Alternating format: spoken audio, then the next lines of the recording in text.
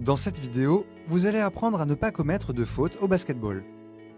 Les fautes peuvent être sanctionnées d'une remise en jeu pour l'adversaire ou d'un ou plusieurs lancers francs. Au basket, il existe deux types de fautes. Les fautes personnelles et les fautes liées au comportement antisportif. Premièrement, les fautes personnelles. Une faute personnelle est une infraction qu'un joueur commet quand il bloque, tient, pousse, charge ou accroche un adversaire.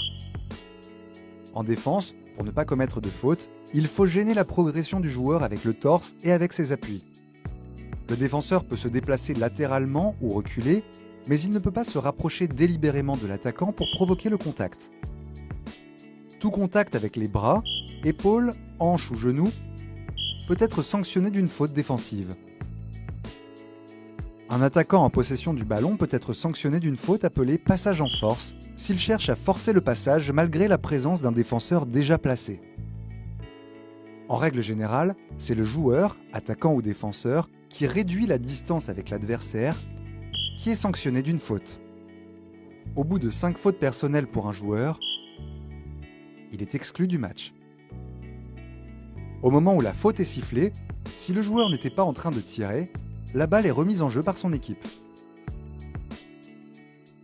Par contre, s'il était en train de tirer au panier au moment de la faute, il bénéficie de lancers francs. Il y a deux cas possibles. Si le tir est manqué, le joueur dispose de 2 ou 3 lancers francs en fonction de la valeur du tir tenté.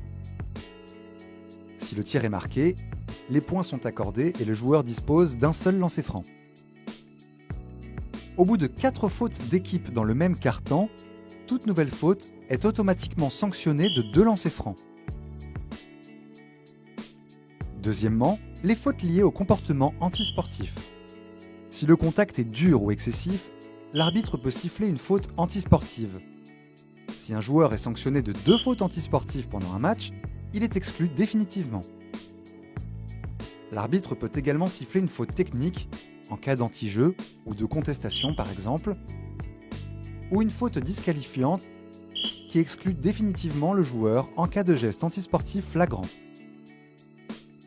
Toutes ces fautes sont sanctionnées d'un ou plusieurs lancers francs, suivis d'une remise en jeu pour l'adversaire.